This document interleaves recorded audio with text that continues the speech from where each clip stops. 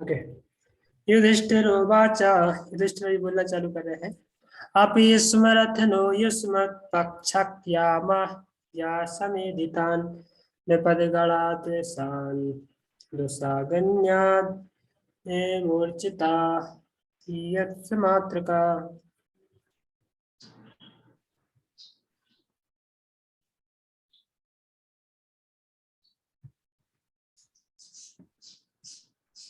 पढ़िए इसको, एक एक लोग सर्किल वाइज पढ़िए।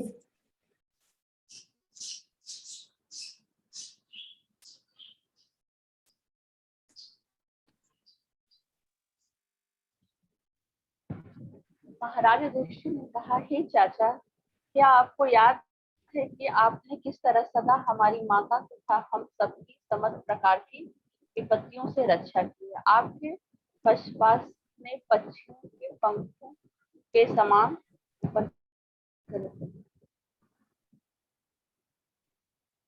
हमें विष, पान तथा अग्निदाह से बचाया है। ओके, तो अभी युधिष्ठिर महाराज जो है विदुर को बता रहे हैं कि आप हमारे चाचा होने के नाते आप हमें जब विपत्तियां आई और महाभारत, एक्चुअली महाभारत के युद्ध के पहले ही ये सब कुछ नाटक हो गए थे ना। कि असत सभाया वनवास कृच्छ्रता है, विपत वो कौन सा श्लोक आता है, कुंती महारानी बताते हैं ना अपनी प्रार्थनाओं में, तो भगवान आपने कौन कौन सी विपत्तियों से हमारी पुत्रों की रक्षा की। तो जैसे भीम को जब जहर दिया गया और अभी रक्षा गृह में विशेष करके जलाया गया, तो वो वहां पे कौन, किसने, विदुर नहीं बचाया था, है ना। और भी अन्य जगह पे, काफी सारी जगह विदुर हमेशा उनको बचाने के लिए प्रयत्न करते रहे। तो वो युधिष्ठिर उनको एक ग्रेटफुल मूड के साथ, एक ग्रेटिट्यूड के साथ याद कर रहे हैं कि आपने हमें बचाने के लिए कितनी कितनी अलग अलग योजनाओं के द्वारा हमें बचाया। तो आप एक पक्षियों के समान, जैसे पक्षियों के पंख हैं उनके बच्चों को बचाने के लिए उनकी रक्षा करते हैं, उसी प्रकार से चाचा आपने हमें बचाने के लिए हर एक कदम पर प्रयास किया जहाँ पे दुर्योधन में मारने के लिए तुला था। तो प्रभा जी वो यहाँ पर तात्पर्य पूरा लिख रहे हैं।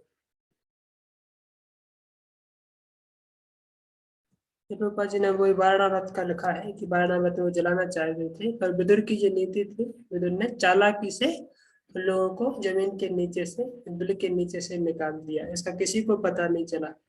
तो वहां पे और कुछ एक दासी थी और एक शूद्रानी थी। शूद्रानी अपने 5 पुत्रों के साथ में थी, और जब जो देखा उन लोगों ने तो समझा कि मर गए पांचों पांडव कुंती के साथ मर गए हैं। तो वो लोग बहुत प्रसन्न थे कि अभी तो मर गए हैं, तो अभी हम निष्कंटक राज्य करेंगे। पर बाद में बहुत लंबे समय के बाद वो फिर से उनके नजर आते हैं, जब वो द्रौपदी का स्वयंवर होता है करके, तभी आते हैं शायद, है ना? द्रौपदी के स्वयंवर के समय पर फिर वो आते हैं अर्जुन, क्योंकि यहाँ पे तीर भेदन करने के लिए जाते हैं, तब पता चल जाता है कि अरे ये तो जिंदा है। कया प्रत्यावर्तितं वश्चर्यचितिमण्डलं तीर्थानि चित्रमुख्यानि सेवितानि है भूतले। पृथ्वी पर विचरण करते हुए आपने अपनी जीविका कैसे चलाई? आपने किन किन पवित्र स्थलों तथा तीर्थ स्थानों पर सेवा की? तो ये युधिष्ठिर महाराज पूछ रहे हैं, स्वाभाविक जिज्ञासा है कि भाई चाचा आप कहाँ कहाँ पे गए, क्योंकि आपके पास ना तो पैसा था, ना कोई जान पहचान थी, और ना कहीं पे कुछ नहीं था आपकी व्यवस्था के लिए, तो कैसे आपने जीवन जिया तीर्थ स्थानों पे? कैसे आपने सारी व्यवस्थाओं को इकट्ठा किया और आप कैसे रहे इतने दिन तक, क्योंकि सालों निकल गए हैं। वही पे। और प्रभा जी यहाँ पे लिख रहे हैं कि विदुर राजमहल से बाहर इसलिए चले गए थे क्योंकि वे अपने को घरेलू मामलों से, विशेष रूप से राजनीतिक षड्यंत्रों से विलग करना चाहते थे। इसके पूर्व उल्लेख किया जा चुका है कि दुर्योधन उन्हें शूद्राणी पुत्र कहकर उनका एक तरह से अपमान कर चुका था। यद्यपि किसी की पितामही, दादा दादी के विषय में अनाप शनाप बातें करना कोई नई बात नहीं है। तो विदुर की माता शूद्राणी होते हुए भी दुर्योधन की दादी लगती थी, और कभी कभी दादी तथा नातियों के बीच ऐसा मजाक चलता है। तो चूंकि यह छीटा कसी एक वास्तविकता थी, कहते विदुर को बुरी लगने वाली थी, फलता ऐसे प्रत्यक्षता अपमान के रूप में ग्रहण किया गया और फलस्वरूप विदुर ने तय किया कि वे अपना पैतृक महल त्याग कर विरक्त जीवन बिताने की तैयारी करेंगे। यह तैयारी की अवस्था वानप्रस्थ आश्रम कहलाती है, अर्थात ऐसा विरक्त जीवन जिसमें पृथ्वी भर में विचरण करके तीर्थ स्थलों का दर्शन किया जाता है। भारत में वृंदावन, हरिद्वार, जगन्नाथपुरी तथा प्रयाग ऐसे तीर्थ स्थलों में अनेक महान भक्त हैं। जो लोग आध्यात्मिक उन्नति करने के इच्छुक हैं, उनके लिए वे मुक्त अन्न क्षेत्र लंगर चलाए जाते हैं। महाराज युधिष्ठिर यह जानने के लिए उत्सुक थे कि क्या विदुर अपना जीवन निर्वाह ऐसे अन्य क्षेत्रों में बिता रहे थे, कर रहे थे। तो विदुर वही सोच रहे थे कि यहाँ से घर से भाग गए, तो विदुर हमेशा चिंता में रहते, सॉरी युधिष्ठिर हमेशा चिंता में रहते थे कि विदुर जी कहाँ पे घूम रहे होंगे, क्या कर रहे होंगे। ऐसा जो इंसिडेंट वहां पे भी आता है ना, अंग राजा जो कि बैन, राजा बैन का पिता थे, तो जो इनकी डायनेस्टी में आते हैं, क्या प्रहलाद की ध्रुव की डायनेस्टी में आते हैं, तो उसी डायनेस्टी में आगे जाकर के अंग राजा हुए जो महान अच्छे राजा थे, पर उनका जो पुत्र हुआ वो बैन हुआ, जो नास्तिक था, एकदम पापी राजा था। और जो कि इसके कारण राजा बैन के कारण जो है उनके पिता को सब छोड़ छाड़ के भागना पड़ा। और क्यों वो ऐसा था, क्योंकि वो बैन की जो माता मतलब राजा अंग की पत्नी, वो भी उस प्रकार से भगवत भक्त नहीं थी, इसलिए दोनों ही प्रकार से उनको बहुत समस्या होती थी। यहाँ पे पुत्र एक नास्तिक है और भक्त है, दूसरी तरफ से उनकी पत्नी भी। तो उन्होंने अवसर जब समझ करके कि जो दोनों ही अपोज में हैं, तो फिर वो जंगल में चले गए घर छोड़ करके। रूपा जी वहाँ के तात्पर्य में लिखते हैं कि राजा अंग के लिए उनकी पत्नी और पुत्र एक वरदान स्वरूप था कि उनको घर त्यागने के लिए आसानी से मौका मिल गया। यदि किसी के पत्नी और बच्चे बहुत आज्ञाकारी होते हैं तो व्यक्ति घर आसानी से छोड़ नहीं पाता है उसी में फंसा रहता है, तोतली मीठी मीठी भाषा में फंसा रहता है बातों में।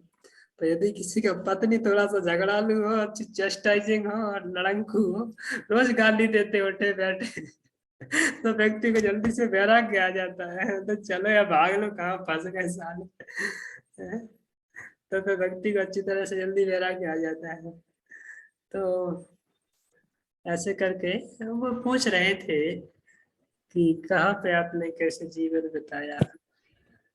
यहाँ पे ये सुंदर एक श्लोक आ रहा है, ये श्लोक याद कर लीजिएगा आप लोग सब लोग, है ना। ये वाला श्लोक 1.13.10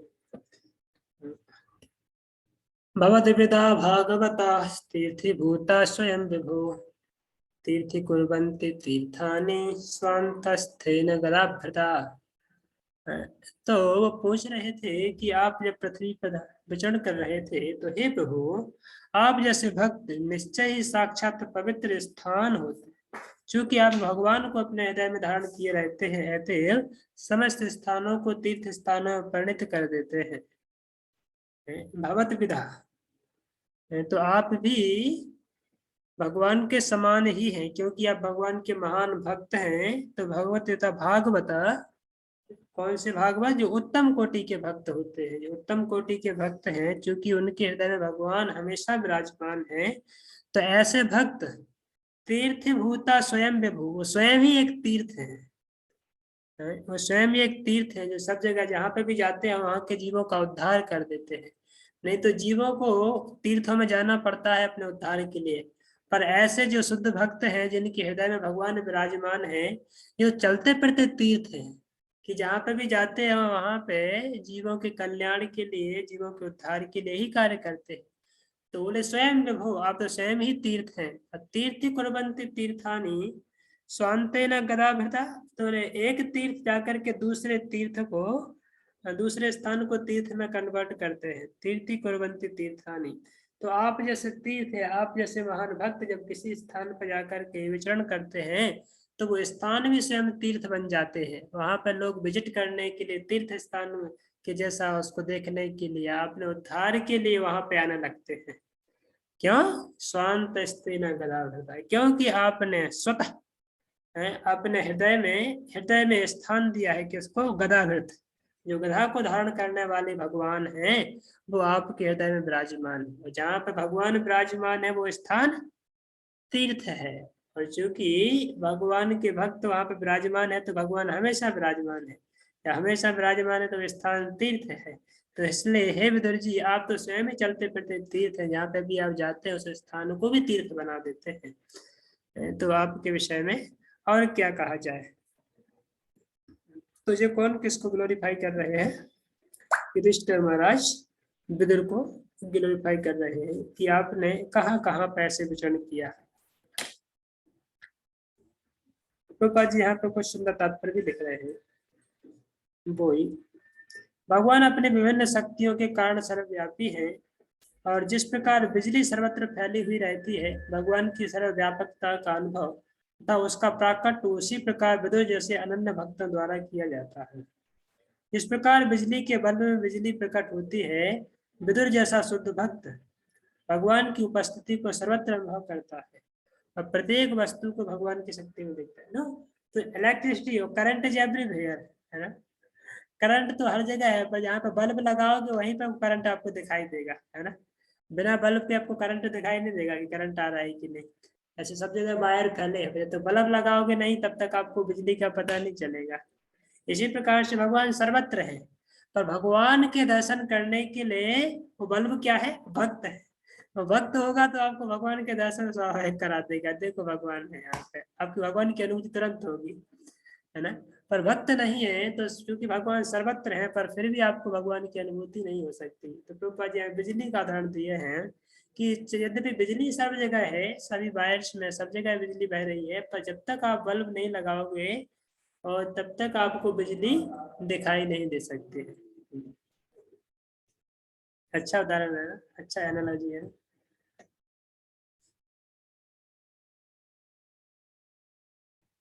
विदुर जैसा शुद्ध भक्त भगवान की उपस्थिति को सर्वत्र अनुभव करता है और प्रत्येक वस्तु को भगवान की शक्ति में देखता है, और भगवान को प्रत्येक वस्तु में, पृथ्वी पर जितने भी पवित्र स्थान हैं वे भगवान के अनन्य भक्तों की उपस्थिति से परिपूरित हैं। परिपूरित वातावरण द्वारा मनुष्य की दूषित चेतना को शुद्ध बनाने के निमित्त है। यदि कोई इन पवित्र स्थानों में जाता है तो उसे चाहिए कि वहां रहने वाले शुद्ध भक्तों को खोजे, उनसे शिक्षा ग्रहण करे, उस शिक्षा को व्यवहारिक जीवन में उतारे और इस तरह धीरे धीरे अपने आप को मोक्ष के लिए या भगवत धाम वापस जाने के लिए तैयार करे। किसी पवित्र स्थान में जाने का अर्थ मात्र गंगा या यमुना नदी में स्नान करना या उन स्थानों के मंदिरों का दर्शन करना नहीं होता। उसे विदुर जैसे प्रतिनिधियों को खोजना चाहिए, उन्हें जिन्हें भगवान की सेवा करने के अतिरिक्त जीवन में कोई आकांक्षा नहीं है। भगवान सदा ऐसे ही शुद्ध भक्तों के साथ रहते हैं, क्योंकि उनकी अनन्य सेवा सकाम कर्म या व्यर्थ चिंतन से किसी प्रकार का प्रभावित नहीं होती। ये भगवान की असली सेवा में विशेष रूप से श्रवण तथा कीर्तन के माध्यम से लगे रहते हैं। शुद्ध भक्त प्राधिकारियों से श्रवण करते हैं, शुद्ध भक्त प्राधिकारियों से श्रवण करते हैं, कीर्तन करते हैं और भगवान की महिमाओं का लेखन करते हैं। महामुनि व्यासदेव ने नारद से सुना था और तब उन्होंने लिखकर कीर्तन किया। सुखदेव गोस्वामी ने अपने पिता से शिक्षा ग्रहण की और परीक्षित से उसका वर्णन किया। श्रीमद् भागवत की यही विधि है। इस तरह भगवान के शुद्ध भक्त अपने कार्यों से किसी भी स्थान को तीर्थ स्थल में बदल सकते हैं और तीर्थ स्थलों का नाम उन्हीं के कारण होता है। ऐसे शुद्ध भक्त किसी भी स्थान के दूषित वातावरण को शुद्ध करने में समर्थ होते हैं। तो ऐसे पवित्र स्थान की तो बात ही क्या है, जो उन स्वार्थी व्यक्तियों के संदेहास्पद कार्यों द्वारा अपवित्र हो रहा हो, जो ऐसे पवित्र स्थान की प्रसिद्धि की परवाह न करते हुए अपना धंधा चलाते हैं। तो प्रभुपाद जी गंभीर तात्पर्य लिख दिए कि भाई तीर्थ यात्रा में जाना, धाम में जाना, केवल वहां पर जाकर के मंदिर घूम घाम के आ जाना और नदियों में नहा लेना, गंगा जी में डुबकी मारना, समुद्र में बीच पर जाकर के स्नान करना, एंजॉय करना, इट्स नॉट अ पर्पस है। या तो वहां पर जब तक आप प्राधिकारी जो सेवक हैं, वहां के जो भक्त हैं, आप लोग अपने वीडियो को ऑन क्यों नहीं करते, मुझे समझ में नहीं आता है। आप लोग बोलते हैं कुछ तो सुनते नहीं है, सुनते हैं तो बोलते नहीं है कुछ है। तो जे धाम में रहने का और धाम में जाकर के विशेष करके श्रवण यदि नहीं करेंगे, जब तक धाम का जो असली महत्व या असली मर्म है वो आपके हृदय में आपको टच नहीं करेगा। ऐसे वो बताते हैं ना, यस्यात् बुद्धि कुड़पेति धातु के सली कलित्रादि शुभों में अच्युति तत्तीर्थ बुद्धि सलिलेन करिचित जनेषु अभिज्ञेषु सैव गोखरा। भागवतम ऐसे बताते हैं कि ऐसा व्यक्ति गौ और खर के समान है, गाय और गधे के समान है। कैसा व्यक्ति? जो तीर्थ स्थान में जाकर के अपने आप को केवल जो शरीर समझता है और शरीर से संबंधित जो अपने संबंधी जन है उनको अपना मानता है और उन्हीं की देख रेख में, उन्हीं के पालन पोषण में, उन्हीं की चिंता करता है ऐसा व्यक्ति, और तीर्थ स्थान में जाकर के साधुओं के मुख से श्रवण नहीं करता है भगवान की दिव्य लीलाओं को, तो वो केवल एक शारीरिक प्लेटफॉर्म पर रहते हुए वो केवल गौ और खर के समान है। ऐसे गाय और गधे भी तीर्थ स्थान में रहते हैं, गाय और गधे भी वृंदावन मायापुर में रहते हैं, पर क्या वो आध्यात्मिक लाभ उठाने के लिए रहते हैं? कोई श्रवण के लिए उनके अंदर बहुत जिज्ञासा होती है कि नहीं आज जाना है, मुझे भागवत का श्रवण करना है, आज जाना है थोड़ा कीर्तन करना है, ऐसा कोई जिज्ञासा होता है? नहीं होता है ना। तो बोले ऐसा व्यक्ति जाकर के गाय और गधे के समान ही यदि तीर्थ स्थान में जाकर के भक्तों से श्रवण नहीं करते हैं तो, इसलिए हम हमेशा हमारी यात्रा में इस चीज को हमेशा मेंटेन करने का प्रयास करते हैं कि एटलीस्ट मंदिर में जाकर के, वृंदावन या मायापुर जाकर के कम से कम 1-2 टाइम भागवत का श्रवण हो पाए, साधु संग हो पाए, जहाँ पर जाकर के उत्तम जो उन्नत भक्त हैं उनके बीच में बैठ करके कुछ कृष्ण कथा सुन पाए, तो ये एक उत्तम कोटि का लाभ हमें भागवत का होता है। आप अर्चना माता जी आप बता सकते हैं, हम लोग मायापुर की यात्रा में थे तो एक दिन हम लोगों ने भागवतम क्लास अटेंड किया था। सभी लोग बोल रहे थे क्या करना है प्रभु जी, अभी तो हम घूमने जाएंगे, थोड़ा घूमने ज्यादा मिलेगा करके, वहां पर समय निकल जाएगा। पर आपको कैसा लगा है और भागवतम को सुनने के बाद? है अच्छा लगा, बहुत सबको अच्छा लगा, जो घूमने के लिए कह रहे थे उनको भी अच्छा लगा। और उनके घूमने में बल्कि उनको उनकी डीप चेतना हो गई घूमने के लिए, क्योंकि उनको भी आध्यात्मिक दृष्टि मिल गई है धाम में घूमने के लिए कि हर वस्तु को देखना किस दृष्टि से है। तो उत्तम भक्तों से श्रवण करके भगवान की दिव्य लीलाओं के लिए धाम को हम अपनी असली आंखों से देख पाते हैं। फिर ये नकली आंखों को खींच के रख देते हैं और उनकी जगह असली आंखें लगा देते हैं शुद्ध भक्त। अभी आप शुद्ध भक्त के चश्मा से देखोगे धाम को तो आपको धाम स्पष्ट दिखाई देगा, बीच में कुछ वो नहीं आएगा, पर्दा हिलेगा नहीं ऐसे करके, है ना। तो इसलिए प्रभुपाद जी बता रहे हैं कि भक्तों से श्रवण करना, विशेष करके धाम में या कहीं भी भक्तों से श्रवण करना विशेष महत्व दिया गया है इस बात के ऊपर। मंदिर भी जाते हैं, सिर्फ प्रभुपाद जी एक बार थे, प्रभुपाद जी कोई शिष्य थे जो बाहर प्रभुपाद जी अमेरिका में थे, उसमें बोलते थे कि प्रभुपाद जी वृंदावन जाना है, वृंदावन जाना है, वृंदावन जाना है। एवं राधानाथ महाराज जब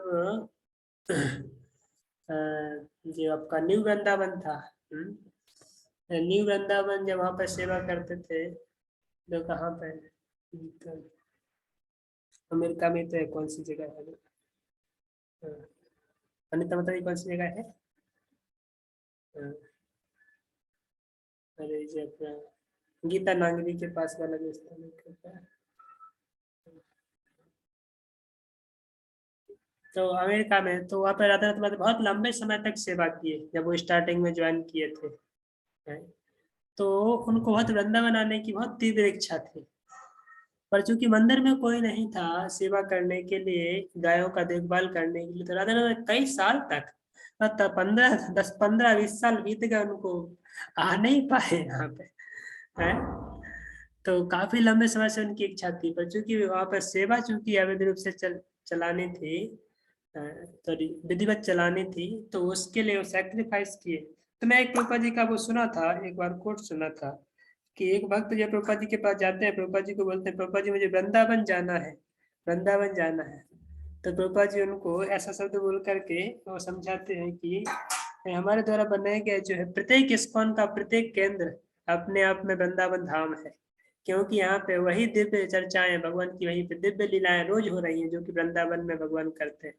तो यदि आपको वास्तव वृंदावन की अनुभूति करना है तो भक्तों के साथ में बैठ कर के भगवान की दिव्य विषय को लेकर के कीर्तन और कथा करना चालू कीजिए, आपको वृंदावन की अनुभूति जहाँ पे है वहां पे बैठ के हो सकते हैं, राइट। तो इसका मतलब ये भी नहीं होता है कि वृंदावन जैसा कोई धाम होता ही नहीं है। वो भी हमें बीच बीच में जाते रहना चाहिए, ताकि आपकी उत्सुकता आपको बढ़ जाएगी भगवत धाम जाने की। सीनियर भक्तों का, उन्नत भक्तों का संग होगा तो उस चीज की लालसा बढ़ेगी फिर। तो दोनों ही चीजें हैं। ठीक है, आपका समय हो गया है, तो हम यहीं तक रख लेंगे। इसके आगे कल चर्चा करेंगे। कितने श्लोक हमने 10-11 श्लोक में चर्चा की है, 10 श्लोक चर्चा की है। यदि आई थिंक 10 श्लोक हम रोज चर्चा करते रहेंगे तो हमारा जल्दी जल्दी आगे बढ़ता जाएगा सेक्शन। फिर भी आज हमने किया है। ठीक है, किसी कोई प्रश्न है? कोई प्रश्न नहीं है तो हम एक माला कर लेते हैं, राइट। काफी दिन से हमने माला नहीं किया है, हमें लगता है आप लोग माला करना भूल गए होंगे, इसलिए हम प्रश्न एक माला करेंगे।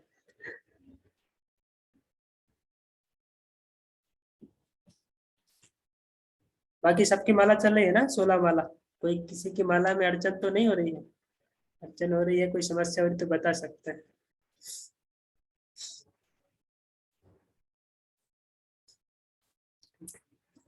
जय श्री कृष्ण चैतन्य प्रभु नित्यानंद श्री अद्वैत गदाधर।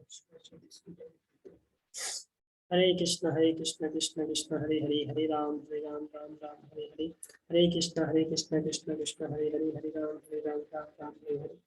हरे कृष्ण कृष्ण कृष्ण हरे हरे, हरे राम राम हरे हरे।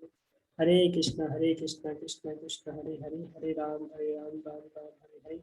हरे कृष्ण कृष्ण कृष्ण हरे हरे, हरे राम राम हरे हरे।